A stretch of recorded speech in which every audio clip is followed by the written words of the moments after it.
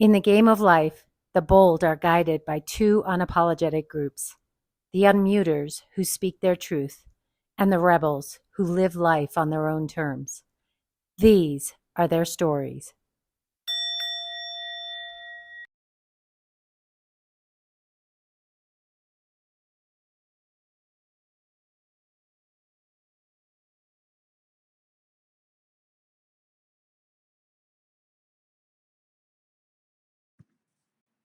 And we're live. Welcome to episode 11 of the Unmuted podcast, where I interview exceptional people who share their stories around being muted in their life and the things they've done to unmute themselves. I am your host, Priya, and today I have a very special guest, Missy. Missy Kendall, thank you for joining me today. Have you? Yeah, tell me, where are you located? Give the viewers some Okay. background on where you are. I'm having like a little bit of stage fright, so I'm just pretending that I'm laying in my bed, Zoom chatting with you.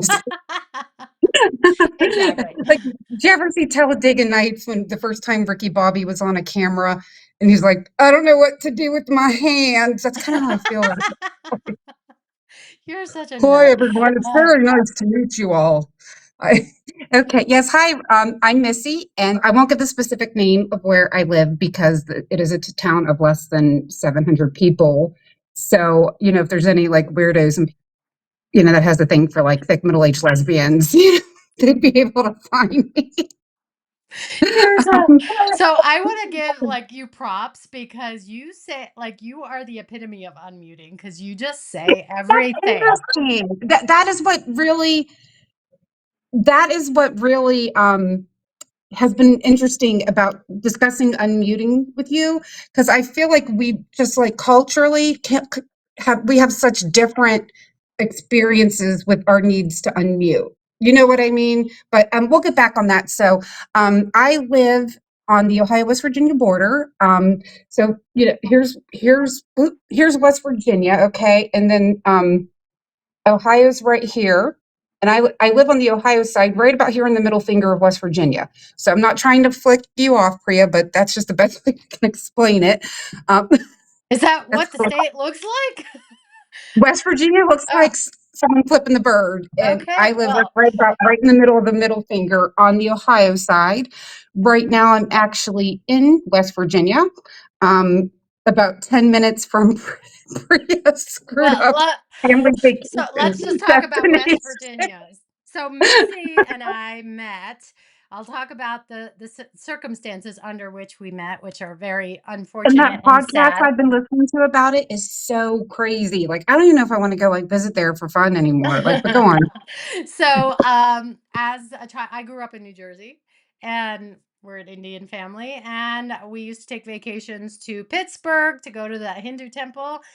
You And I'm probably near see that. Pittsburgh. I'm an hour Yeah. away from Pittsburgh. And we also went to the Hare Krishna temple in West Virginia. And so, pretty soon after one family vacation, I remember it was in the 80s, we had gone to the West Virginia temple, had some really yummy vegetarian food. That's as much as I remember.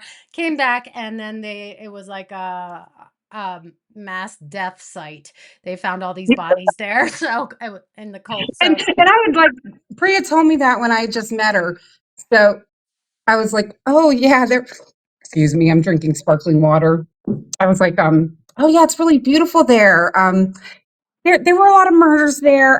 But you definitely given me a lesson on culture in this in America. So I yeah, thought we it was. do come I from always very thought it was just different in the backgrounds. movies. Oh, And then the other night, because I struggle with sleeping, like I in so many different ways. And the other night, I wanted to find like a podcast that I could go to sleep to, and I found that podcast I sent you a screenshot of about the murders there, and it's like it's awful, and it's blowing my mind. I'm like, oh, I've been there, and yeah, I'm gonna put a little thing in the description because I don't edit these videos. I just literally have conversations. I'm gonna put explicit content. Watch with caution and because I'm not editing this. So yeah. I'm trying Anyway, to, and the big thing is unmuting, yeah, and exactly. I don't want you to not be yourself because then that's inauthentic. So um the to And I'm just like really self-conscious about my accent because it sounds like my accent is all right. hideous. And Just Don't worry about any of that. So let me Okay. just bring us back to the purpose Yeah. of this podcast. And like I said, it's to just um really tell the stories of people who have felt unmuted in their life and the things that they've done to or no, I'm sorry, the other way. The stories of people who have felt muted in their life and the things they've done to unmute. So you and I have talked a lot. You've watched quite a few of the podcasts, and the $1,000,000 question is, does the concept or the idea of being muted in your life resonate with you? Yes, and even if we weren't going to try to address how we met and the most amazing person that's ever lived, Cecily Corazon, um, that this was something we kind of addressed. You know what? She was an astrologer, and she pointed out that like I have Mercury in my midheaven with the finger of God pointing at it, and she said that that means that like words are my canvas, but because Mercury was in retrograde, and she said that that means that I'm really great at communicating and expressing myself verbally, but I also have to go back and apologize and a lot. Wow. So, Yeah. like, when you first started coming to me about the unmuting thing and how in your culture you felt so silenced, I came from a culture that was very harsh and very, you know, you better speak the fuck up, girl. Like if I would come home and tell my dad like so and so was mean, he'd be like, "Well, did you tell her to kiss your lily white ass?" Like there was just this like Wow. That cultural is like the emphasis. counter opposite of my Yeah, experience. like this cultural emphasis that like you have to speak up for yourself, and I think at the time when you first started bringing this up, like I was feeling really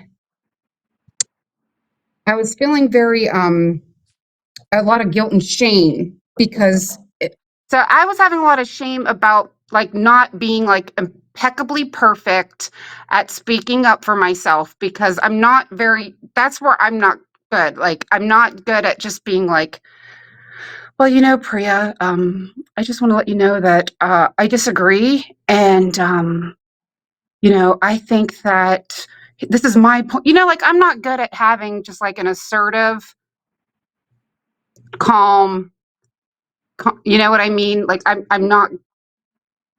I'll work on that because Well, I mean, and you give a good perspective to our backgrounds and how we're raised and as far as communication. Because I'm going to be honest with you, like as I talk to you, there is that Indian part of myself and how I was raised that wants to be like, Missy, behave yourself. And there's this like, you need to behave because that's how I was raised. It's like, behave yourself. And whatever behave yourself means, like conform, right? And then when you talk I about was feeling conforming, guilty. I was feeling shame for behaving myself, basically. yeah. Wow. That is amazing. That is so That is amazing. exactly how I was feeling. And is it within your family dynamic, or would you say it's cultural based on where you are in the in your Both, region? Both. both, absolutely. Share some more about the cultural part of it because I don't think this country is huge, right? I mean, we It's just huge, yeah. and I don't think we Um, often talk about culture just even as far as American. You talk about culture just based on ethnicity, if you're from India, if you're from a different country, but not necessarily if you even if you're just raised in the US and it's regional. Can yeah, you and, share and more? it's kind of like just and then there's just like white people, and I never, but my background's very different than you know a lot of people. So I grew up, it's I'm an Appalachian Ohioan. My father and I'm a coal miner's daughter, granddaughter, great granddaughter, great great granddaughter. I am a fourth generation apostolic Pentecostal. If What you is don't that? know what, okay, so I if Pentecostal is kind of a generic word for it. Think of any kind of church where you see people dancing around and speaking in tongues. I always say, like, think the Blues Brothers if you're, my age or Okay. older. If you're younger, I don't know what to tell you. And then apostolic would be like the specific type of Pentecostal church because there's different Pentecostal denominations. Okay. Most people know like Assemblies of God because that was popularized by Tammy Faye Baker and Jim Baker. Um, Ah, Got Yes. it. Tammy Faye Baker is a queen. She's just, oh, I love that woman. In my religious upbringing, it was really, I still like to think that I'm like culturally Pentecostal, which is a term that I've borrowed from an ex-Mormon because I'm kind of obsessed with Mormons because they are just like such a fascinating American culture, speaking of different American Mhm. cultures. And where, like, I don't believe in it. I think half of it was extremely, I think it's a cult, to be perfectly honest with you. It screwed me up really bad. And I'm, working on that. The lady who coined the psychologist who coined the term religious trauma syndrome was actually Assemblies of God. In my branch, we didn't believe in cutting our hair. We didn't believe in wearing makeup, didn't believe in wearing pants. Um, and it's very much like a doomsday Bible cult. Like I didn't think that I would live to see the year 2000 Oh my gosh. one. Because I when I really, met you, you even said that you were a part of a cult. So I'm thinking like Waco, Texas type cult. But then when you yeah. said Pentecostal, that really gave me a different perspective that it was a faith, it was a religion that Mhm. you were saying was a cult. So share more about that. And there's still so many things that I love about it. Like if anyone's listening and is Pentecostal, know that like I would never crap on it. I would never crap. It used to be like it kind of started like people would leave their Baptist and Methodist would all go out into the woods and worship in like the 1800s and worship in what they called a brush arbor. And they Okay. would just get like pity on Jesus and speak in tongues and have like ecstatic worship. And then they would go back and to the regular churches. It wasn't really an organized religion yet. And since it like came from the holiness movement, there's just so much control and a lot of you know um, hierarchy uh, and just the whole aspect of hell. I think teaching a child about hell is child abuse, really. What was But it? Was there a lot of fear mongering? oh my God, terror everything. I mean, you would just be living your life as an 11-year-old and just be terrified of hell. Like every single second of my life, I was told that you're going to hear horns blowing and you're going to get raptured, which is essentially dying. You know what I mean? Because like a normal Christian little girl's taught, like you die and you go to heaven. I was taught that you're going to get raptured at any moment and go to heaven if you're lucky. I was constantly trying, you know, afraid that I wasn't ready. Um, I recently came out about this, and my aunt thought it was hilarious. I used to comfort myself and think, well, if I miss the rapture, at least I'll have Aunt Jan because she cuts her hair, so so Wow. she'll be left behind. And and then we were taught that Armageddon's going to happen, the apocalypse, and anyone you're going to have to take the mark of the beast, or you won't be able to buy or sell. What does that And mean? Mark of the beast. okay, so the 666, um, Okay. and like in the 90s, it kind of became, it's going to be a microchip. Okay. Dun, dun. And like when they started scanning groceries, like when it was just terror for me. I was like, that means that when you started seeing like barcodes on Yeah. products more, Yeah. I thought it meant the world's coming to an end. And then we were taught that if you didn't take the mark of the beast, you're going to get your head chopped off. And that you could go to heaven though if you did that.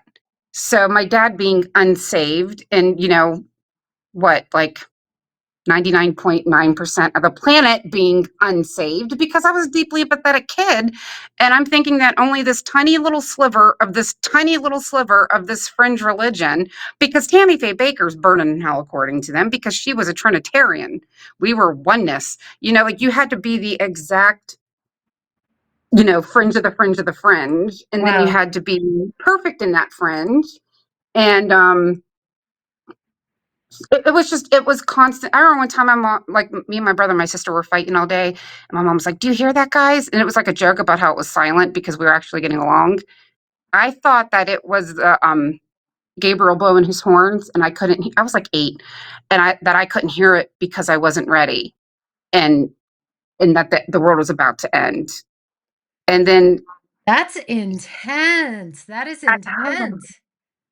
And it makes me, and it like makes me, and at the same time, it seems like so normal that it feels uncomfortable that I'm getting like empathy from you for it. You know what I mean? Because that's another thing, like receiving empathy is something that our culture is not good at. Yeah. And then I remember asking a Sunday school teacher, I was like, Sister Kathy, if if the rapture comes and my dad refuses to take the mark of the beast, he can just get his head cut off and go to heaven, right? Like that was my hope, was that in like the next 3 years or so, my dad can get decapitated so that he didn't have to go to hell forever. That was my prayer. And she just was straight up like, basically, I was like, is my dad going to go to hell? And she was like, yes, dear. I mean, that's basically what she said is, why do you think that he would refuse the mark of the beast? He probably would just take the mark of the beast. You're not going to be here. Your mom's not going to be here. Your brother and sister won't be here. So she was like, if he's not serving the Lord now, what makes you think he's going to serve the Lord then? And it just like crushed me. It crushed me that my hope of my dad getting his head cut off in the next 2 or 3 years wasn't going to happen. So, Wow. And then when we first started talking, you often referred to that you were a child bride. yeah, yeah. That's how I So got to New Mexico. so please share more about that, because I think that that's, yeah, I think you're giving a perspective on things that people don't talk about or Hmm. are unwilling to talk about. So, I mean, basically, I will say Pentecost is better. It, how do I want to phrase this? Pentecost is actually not the worst fringe Christian religion for a woman to be a part of. Like the dress code was really oppressive, very oppressive. I hated it. But there wasn't, you didn't hear a lot about like, and I think it started changing as I left, but like you didn't hear a lot about submitting to a husband or not having a career. You just put on your jean skirt and went to your job, and went to college. And Yeah. there's even been like there was this ex-Pentecostal historian who wrote a book about how women were allowed to preach.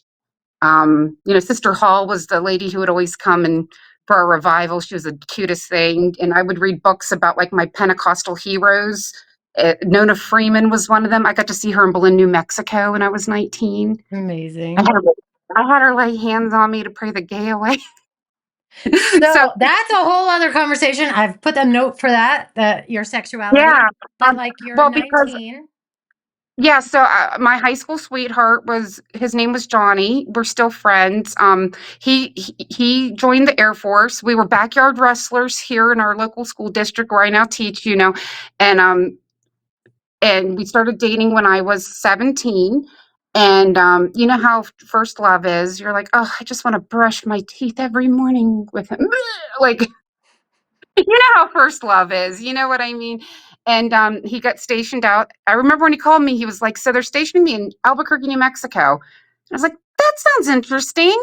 And the option, I was going to a community college here, but the option of me just like going out to Albuquerque and like living in the dorms and maybe getting an apartment with him and figuring life out was not presented to me at all. My mom Mm. straight out was like, oh, absolutely not. No, because there's still that we still do tend to get married too young, to hurry up and make it right and get married before the rapture came, because I got married in, I think, 2002, And you so were we were 19? yes, and we were living on borrowed time at that point. Yeah. The rapture is going to come any minute now. So I got married at the Pentecostal church up the river, and I always swore I am not going to be one of those girls that gets married young. I will not be one of those Pentecostal girls that get married young. But what else are you going to do? You know what I mean? And so I got married, stayed in an airport, cried for my mom on my wedding night, and hopped on a plane, moved to New Mexico. So yeah, and I stayed there for 10 years. You were in New Mexico for 10 years. Wow. Mhm. And so in that process, I mean, you did mention being gay and you're Mhm. married and you're Pentecostal.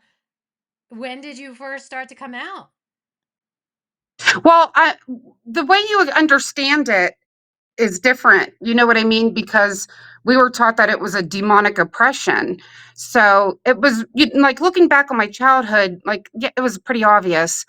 But it took me so long to accept. I didn't really accept it until I met you, Priya. I mean, it's embarrassing. Seriously? It was so tough when I met you, right exactly when I met, right before I met you, I was sitting on my couch thinking, you know what, if I can't love myself enough to admit I'm gay, I at least need to love straight people enough, to straight men enough to leave them alone. Because if This you was remember when I met you, 2021. This was yes, June of 2021.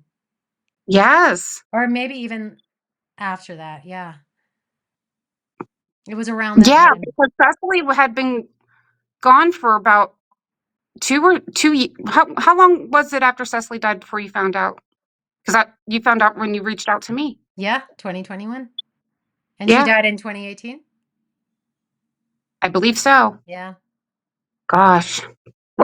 And, like, so I, like, perceived it as, because it's not really until puberty when you start really, like, having the feelings, if you know what I Mhm. mean. It's funny because the first time I fantasized about a girl was a girl from church camp. So, yeah, when I was 11, and then, like, so I thought I was, like, demonically oppressed, not necessarily possessed, but that they were around me, influencing me, because I couldn't be one of those degenerates, could I? I couldn't have Because been one of the. you felt an attraction towards girls at 11. And Yeah. so you thought you were demonically Yeah, and possessed. I had, like, what I realize now was, like, genuine, like, puppy love in elementary school, and she also teaches in my school district, and it's so awkward. But, but,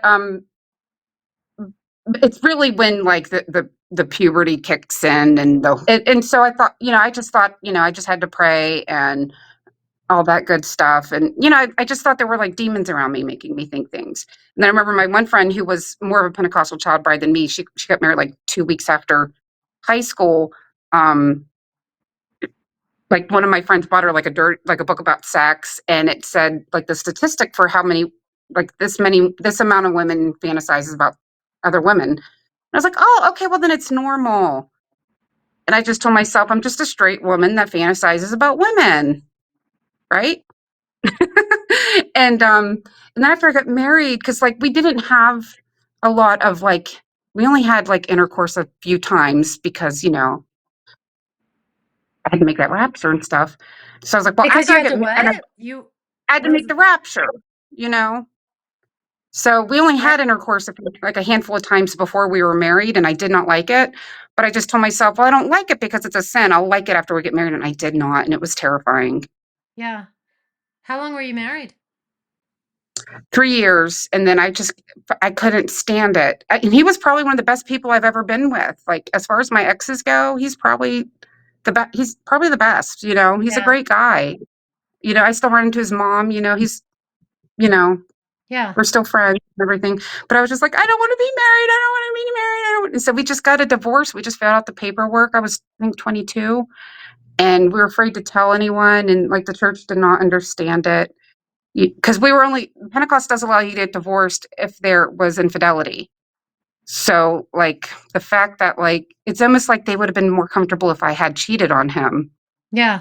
You know what I mean? So how did you navigate that? You're here, you're in New Mexico, you're away from home, Mhm. you're 3 years in, you're only 22, and then you're getting I'm like, I'm talking to you and I'm literally asking you these questions because I don't know if we've ever had this conversation. Like, how did you Yeah, navigate this with your church and then living your life for 7 more years in New Mexico?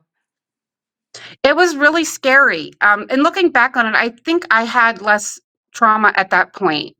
I mean, I did have trauma at that point. I think I've shared with you that the pastor of that church was a child molester, and he just no one really did anything about it because my mom quoted the verse, "Touch not mine anointed, neither do thy prophet no harm." What does that mean? That means let him diddle you. I don't know. Like, he's the pastor. So what can I So do? this is the church that you grew up in, that you've Yeah, and he was like experienced a sexual abuse in. grandfather to me. It was very hard because we were a very small, tight knit church. Like, I babysat his granddaughters. His grandsons were like brothers to me. I dearly loved him, and it was kind of like an open secret. He would target the girls, and he would target a woman with intellectual disabilities. Oh my God, And Missy. after I told my mom, she still made me go there. And then I finally came out and told my mom when I was 17. And she still made me go there. And it wasn't until my friend Brad killed himself. I was just such a mess. I was like, I will never go back there. It's like, if you want me to go to church, I'm going to go to Brother Casanas' church up the river. And that was a great move, because it really was I mean, Pastor and Sister Casanas are great people. You know what? I consider them my family pastor and pastor wife. And it was like, the system of Pentecost wasn't still not healthy for me there, but the people, it was just such a healthier environment. I really flourished there. And then to rewind, you said you had a friend who died by suicide. Was it because of this pastor? No, he was my No. friend from school. He Okay, got was, it. yeah, So, and then what happened? Did he continue to be a pastor at that church? Nothing happened to him? until he died. I can't, you can, like, now, like, thank God, like, it means so much to me that so many people, there's the Church Too movement. Have you heard of that? Yes. Yes, Um, yes, yes. like, it means so much to me now that people are speaking out. And there has been some healing about, like, resentment towards my mother that I've really let go of, because she responded very much like a lot of mothers respond. Some mothers respond terribly. My mom was devastated, and she deeply cared about me. She just did not know what to do. She was afraid to tell my dad. Um, so I'm sorry. What was the question? No, I mean, this is the fact that you're sharing it here is such Yeah. healing. I mean, you're not the first one on this podcast to be talking about sexual abuse, You and know what? Screw it. so I'm going to say his name. His name was Paul Crane. I'm sick of trying. I'm just going to say it. That was his name. His name was Paul Crane. He came to my wedding. We were so afraid of hurting him and hurting his family. His name is Paul Crane. He's dead. I would have gone and pissed on his grave, but he probably would have liked it. So, yep. But we yeah. did, like, and I think that churches need to, like, how I, as a teacher, I'm a mandated reporter. I feel like we need to make laws where pastors are mandated reporters, because they honestly don't know what to do. They didn't know what to do. And like, Who when I didn't? finally, the clergy that Oh, the clergy. Okay. they didn't know what to do. They weren't, like, I love how I'm going to do a little shout out to John Dehlin from Mormon Stories. He always says it's systems, not people. I don't want to shit on Pentecostal people or Christians or Mm-hmm. Mm-hmm. fundamentalists or evangelicals or devout anything. It's the system itself. The system Exactly. itself kind of breeds it and doesn't really know what to do about it. And honestly, I don't even think, in the 90s, I don't know if anyone truly, even, secular people, if it happened at school, I don't think people really knew what to do about it. And I don't think mandated reporting came along until later. So, and then I you're don't, bringing a they great need point to be. about what they need to bring this. If we as citizens, whether what we see in community, we're mandated reporters, why can't this happen in religious institutions too? Because Pastor Kasanis wanted to, when I remember, the youth pastor we had was so good for me. He was such a kind man, and I didn't have a lot of, like, men that I felt really safe with. You know what I mean? Like, not that I don't have great men in my family. You know what I mean? But Yeah, you do. Yeah.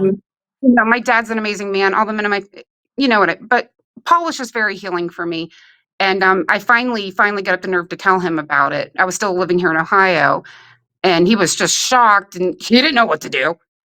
And I remember he wanted me to talk to the Casanas about it. I remember, Sister Casanas was bawling, just bawling her eyes out. And Brother Casanas, I think, he kind of wanted to, beat him with a baseball bat, which is a typical, feeling for a man. And he wanted to report it to the authorities. But I was terrified. I begged him not to. So everybody in your community knew that this Paul Crane was doing this Everybody at the church, at the church. but Paul Crane was the superintendent of the Ohio district of my organization. Now, the Casanuses, there's the ALJC and the UPC. They're identical, except like the UPC wasn't allowed to have TVs for a while, so they would have Okay. monitors. So, but it just meant this. We went to this church camp. We went to this. Yeah. It was the same religion though, and there was fellowshipping within. So, like Pastor Casanas knew Brother Crane very well, but really no. Since I've left and came out, you would not believe like a boy from church camp that I was deeply friends with, very close to, right, my friend after I moved to New Mexico, a pastor from the other side of the river from Wellsburg, West Virginia. Shit, I'll say his name too. Brother Colvin, who I adored, tried to rape my friend, but his wife caught him and said, I mean, I'm sorry. I don't want to tell other people's stories. I'm sorry. But turns out Brother Colvin was a sexual predator too. Wow, Missy.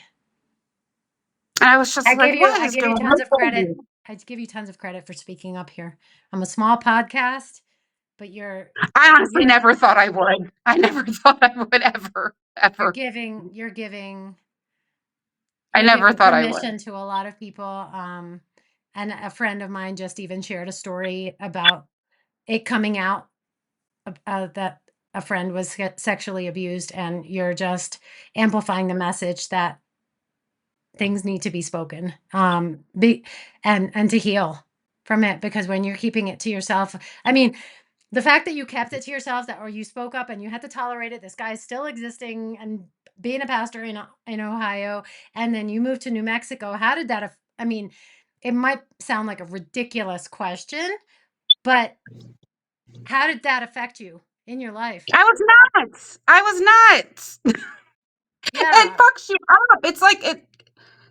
Like when I have my bad fibromyalgia flare-ups, I stop and wonder, like, is this because of what he did to me? Is this because of the dude who raped me when I was in my 20s? Is this because of all the beatings I've taken? Because fibromyalgia is an inflammation of your central nervous system, and it usually follows trauma. So sometimes I'm just like, I'm in so much pain right now. Is it because of these things that people have done to me? You know? And so I finally got up the nerve, and I emailed he was the assistant superintendent of the Ohio district where Brother Crane used to be the superintendent. And the word on the street was he was being watched like a hawk. And but I don't think he knew what to do. He wasn't a mandated reporter. This is his friend. This is an accusation. This is a serious accusation, but it probably rocked his world. I'm sure. Yeah. What do you do with that? And so, and then the people from the church got mad at me, and it Yeah. killed me. It killed me. And I shut up about it because, Until now. yeah, yeah. I mean, I'll share people, I'll make jokes about my pastor being a diddler and stuff like that. I make jokes about it, but I don't like, not to people. I don't like out him to people or Do talk you about it. do you feel like joking about it because is a way to help you cope with it because it's so traumatic? Well, my Aunt Jan told me when I was a teenager that when you're unfortunate enough to be a Snyder, you have to have a sick sense of humor. So yeah, yeah. What's that? I don't even know some of the words you say to me. I'm just like, I know it's an accent huh? because like everything mumbles together. My Aunt Jan said, like, if you're unfortunate enough to be one of us, a Snyder, that's my mom's Oh, a side of the Snyder. family. That's okay. Yeah, then you got to have a sick sense of humor. Okay. Yeah. Yeah. I mean, I just I have no words. I mean, you're inspiring. Um, and I'm telling you, you're gonna give so much permission to other people to actually start speaking and validate. You're validating your experience and what you went through, who you are as a person, and then even just leading up to us meeting and what you were going through at that point too. I mean, trauma's trauma.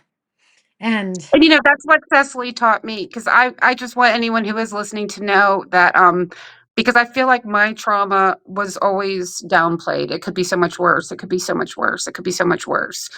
And Cecily's the one that taught me trauma is trauma is trauma. She said that? You know, basically that was the lesson she taught me. Yeah. Cecily would always like read all these books. We were always like reading all these books until I had my son, and then it was listening to a lot of audiobooks because he was not the kind of toddler that you could sit there and read around.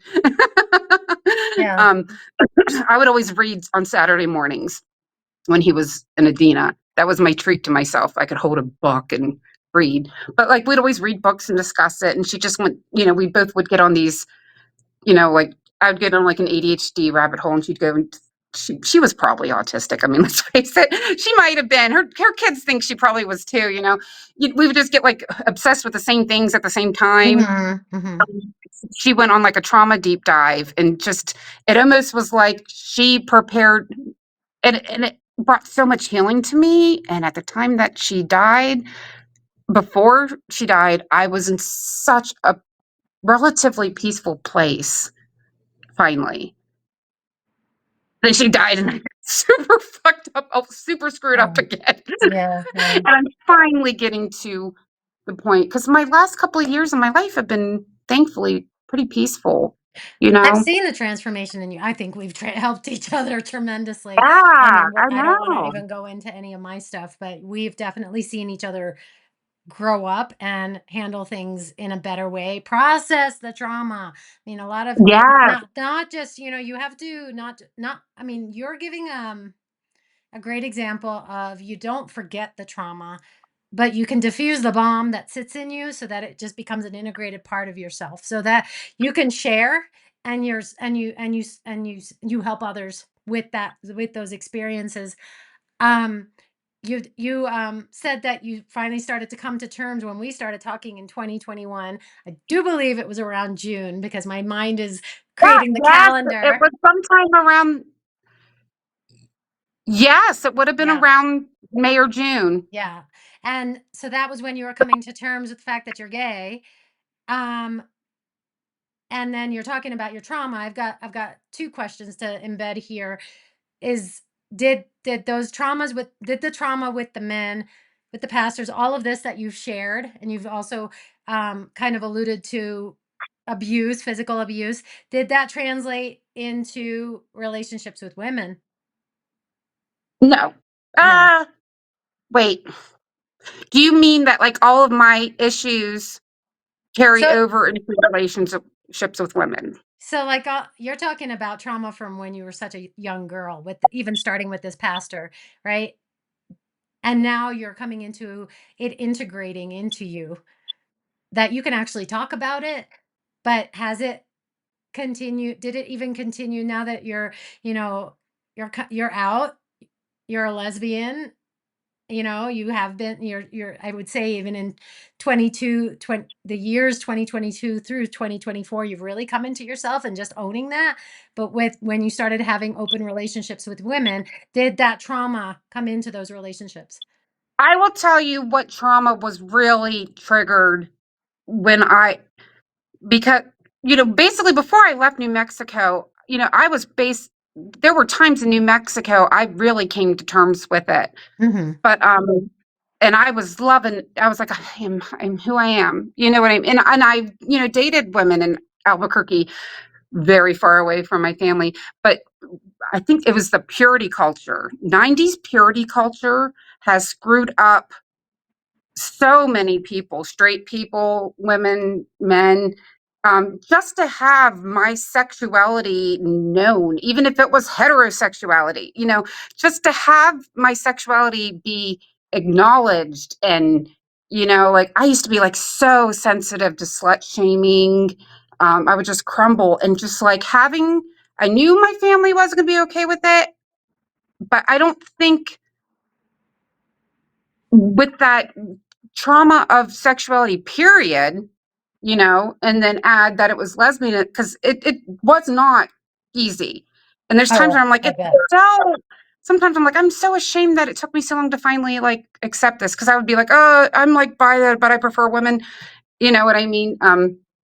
You were trying to make it fit to I was like, okay, well, here's the truth, guys. You accept me as like bi preferring women, and I'll just stay with men to make everyone more comfortable. That was kind of like the Yeah. truce I think I had with my family.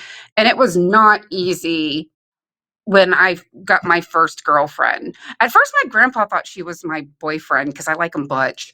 But he, you know, what's funny is like he really didn't care. That was Oh, what's so funny. He really did yeah. not care that I was with a woman. But once you came to terms with who you are, then, I mean, your family's clearly accepted you as you are, right? And isn't that beautiful? I Yeah. mean, as I don't think people can be very judgmental of people from different backgrounds. My parents were not even a tiny bit okay with it, but when my son and I had to pack up what belongings we could grab and flee domestic abuse with a lesbian, when I was an hour and a half away, my dad got in the car and got his ass up to where we were. I remember like I was hysterical, you know, and we met in Yorksville, you know, and I've been living with them ever since. And my son and I just are, of course, living with your parents is never like the best thing, but I just feel so peaceful now. My son's Yeah. safe, Yeah. you know, You're and safe. I'm safe. And I think there was a lot of trauma from like the single motherhood of just always making sure my kid's okay. You know what I mean? My kid's okay. And he's fine, you know, and it's just, oh, that feels so good. Wow. You're unmuting today. Yes, I am. You I are, think and I'm just like, I'm so proud of you. I'm yeah, I think toying I'm just in between, like a zone. am I going to edit this or not? Because I feel like everybody needs to experience you in your authenticity. Curse words, whatever, like, because that's people form judgments based on that, and that's who you are. Like, why do we need to stifle that to protect other people? If you don't want to watch it, don't watch it. But Hmm. you know, like I'm like, this is your I'm just I'm proud to be your friend right now. Really proud. I mean, we're at 45 minutes, and I just want to spend these last few minutes. And I did say this, talking about how you and I even met, because we met in June of 2021. And you and I might both start crying from this. But, and it's 2024, and we just met in 2024 for the first time in Physically, yeah, person. we were like best friends, and we only recently met physically. So, when I first moved to New Mexico, it was 2009. I was learning all these different programs. I moved here as a speech therapist, and I went to a training in Albuquerque to learn this program called Brain Gym. And it was a class. There were 10 people in the class in someone's house. We were there for 4 days, and I met one friend from that group, and her name was, at the time, Cecily Shank, I think. Um, and Cecily said from 2009, I rarely saw her again after that training. I think I saw her. She traveled through town in 2017, um, on her way back from Phoenix. I have vague memories of it, but I remember us sitting at the coffee because she reached out to me. We would always chat on Messenger, and and she came and stopped by to see me. I mean, I'm just really humbled that she wanted to see me and have coffee. And then I had her number in my phone, and we would just text. It was that friendship that you would just reach out with random thoughts, and then you would have a great conversation. And I kept texting her. I kept texting her. It was 2018. I was texting her. She wasn't responding. It was 2019. She wasn't responding. Then there was a mutual friend, not going to say the name, that I was in touch with. And I said, hey, I haven't heard from Cecily. And this was about June of 2021, because I remember I was on a road trip and I'm texting. And I said, I haven't heard from Cecily. I text her all the time and she never gets back to me. And he sent me a link. And I clicked the link, and it was that Cecily had died from gun violence. And I'm reading this June of 2021. And she had died in February of 2020, February 9th, 2018. You would know this more. I can't remember. But It's a blur. It's a blur. I think I base it more on Stevie was 3 at the time, and yeah. he's going to be 9 in a couple months. So that's how this mutual friend said, "Have you ever met Missy? Reach out to her." And it was gut wrenching because I thought for all this time, my last experience of Cecily was 2017, and she was just living her life in Albuquerque, and meanwhile she was dead. And you and I connected, and that's how we became friends. And so yeah, Cecily was an amazing person. She was a victim of murder suicide. You can share what you And want to. I want to make it clear it was domestic murder suicide. It was her husband. And I didn't use any cuss words. Yeah. Yeah. Um and but you and I have always felt that Cecily brought us together because I absolutely do, because I was in an awful place at the time. And Cecily got me through everything. And and it always gets hard when I'm going through something and I ain't got Cecily. And I needed her. And because wasn't it Paul told you to reach out to me? Mhm, I mhm, think you mentioned that. I'm sorry. mhm. Um, and just having just we really clicked, and you were very healing. Oh my God, like you were so healing to me at that time, and you were doing a lot of the things that Cecily would have done. And that's why I was like, that had to be Cecily. She knew I needed her, and that I couldn't be there, or that she couldn't be there for me, you But know? just know what and I don't want to go into this in this podcast, but for what both of us were going through, I needed you. I would not And have been I able could hear to. her laughing, because then later on, Priya really needed me. And I think she really specifically needed that fiery that Cecily always loved about me. That's one thing I loved about Cecily. She loved that that I have that mean streak that I'm so embarrassed of, and that I run my mouth, and that, you know what I mean? And I think that's what you needed. Yeah. You know, You are you blunt and you need it, but you aren't always blunt. You also listen to me. You never shut me up, and you helped me process something that was ridiculously hard. Even with and just for the viewers, I mean, I know we have to say this in secret, but Missy is an amazing tarot card reader, probably the best tarot card reader I have ever been to her reading. So, but we have to say it in secret, right? from your, from, like from, semi out of the broom closet. I'm out of the broom closet because we don't talk about it. yeah, We try but not to bring it up yeah, within my you read family. cards for me when you're in the bath and you're in private. Yes. But Yeah.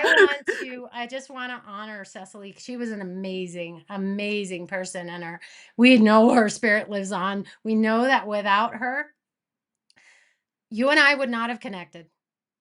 No, You and I would not absolutely have not. connected. And you would not be on this podcast talking about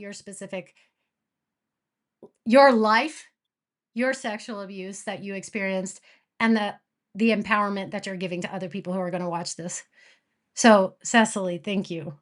I know you're sitting there like laughing, or I know. I don't know. I just used to remember that little like snorty laugh she had. It was um yeah. Sure.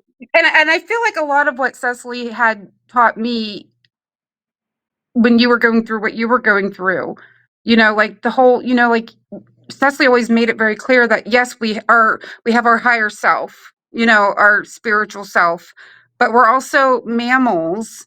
We're social mammals in our bodies with a mammalian human central nervous system. You know what I mean? So when you would get down and be like, "Why am I upset?" I was like, "Well, Cecily wants me to remind you." Yeah. Yeah. And I mean, it just even that she had written a book about being a Pleiadian, and at the time I met Yeah. you, I'm learning about galactic families and Pleiadian. I was like, "What? Cecily is one." I mean, it's just the connection is incredible. It's horribly sad because I thought I had the time. I thought I could, you just never. Oh, yes. Part of what I'm doing with my work Oh, is that yes. the word I mean, I'm going to call my business the Urgency Academy. You have to do things with urgency. Like, we're not promised this next moment. You just never know. If you're thinking that you're going to reach out to somebody, oh, I'll get back in touch with them. Do it, And because we've all been there. I got yeah, names coming up in my head, I'll visit them next time I'm in Ohio. you never know when that next time's going to be. So it's not about next time, Mhm. it's now. Um, Holy moly. Yeah, we could keep talking, but I want to thank you again, for I've said it millions of times on here, and that thank you for being here. Thank you for showing up as you.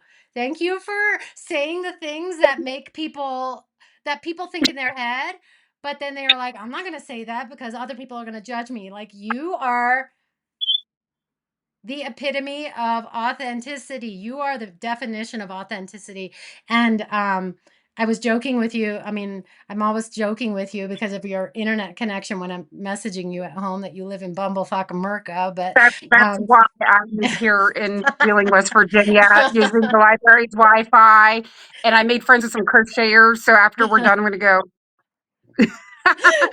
yeah. So I in last thoughts to anybody who's watching this, and keep it clean as much as you can. What words of advice? Because you've got so many layers to what you just shared in this hour. But My last thoughts. First of all, I want to beg you, because I know myself, I'm going to get like a vulnerability hangover and be like, oh, I was just whining and crying about myself. You know what I mean? And I'm going to be like, oh, the Pentecostals are going to hear you know what I mean? I know I'm going to promise me you won't edit it. Promise me you'll share this. I'll share it. Because I think I was just like, I'm speaking in tongues, just like talking to you. And I think You the reality that I shared is going to hit me and I'm going to get scared. And I don't promise me you'll post this, you'll share it. Just That's promise me. why I was saying to you, I was going to edit because you were saying things that were risque and that other people could find offensive. And then I feel like Yeah, I'm sorry. I had Cecily on my shoulder saying, let her speak. So I'm not going to edit this because it's you. It's authentically you. You took the time to be here with me. You took your time to share the story. And I hope that by you sharing your story, you are empowering boys, girls, men, women to step into their power. And really what you and I do is about healing the traumas so that we're not sitting in it, because Mhm. like with Cecily, you I, just never know. and what I would want to say to anyone, I initially, if you watch this and you're like, that woman's crazy, I'm listening to something else, fine. But if you watch this and you got anything out of me, know that when Priya first asked me to do this, remember how I like panicked? Like, I was like, I'm not good enough to be on a podcast. I'm mentally ill. And then like I watched the one you had with Mickey and her accent was so cool and my you know what I mean? So my word to anyone who got something out of this is, you know, love yourself and accept yourself, because that's something I've struggled with since Cecily died. And I think with my unmuting process, it's not that it's the shame of not unmuting that I experience. And I know I'm going to feel shame that I unmuted and shared such vulnerable things, but I also know that people sharing their bullshit has brought me so far. So if this does help anybody, then that'll mean everything to me, and it'll make everything I went through worth it, and it'll make the insecurity I'm going to feel after this all worth it. You're a powerhouse. You're a powerhouse, and you're a gift to the children that you teach. It's amazing how resilient you are, and it's amazing all the things that you've done in your life. And please keep reading cards for me. Do not. I don't. Yes. I don't care if you have to go into a Please closet and hide from your keep mom. encouraging me, because I'm so insecure. We could do another podcast about insecurity. I've wanted to be a professional reader for how long? And I'm so afraid of it. And to have anyone, especially you, sitting here telling me that I'm a good tarot reader. So yeah, you help me with that too. All right. Well, I'm going to have you on. Maybe we'll do another podcast about reading. Maybe it will just be about tarot card reading. I would love to have you sharing your input and just maybe a training on that, because I feel like I'm actually learning how to read my cards too. So especially when you validate what I see. Thanks, Missy. Love you. I love you so much, Priya. Thank you so much for being in my life.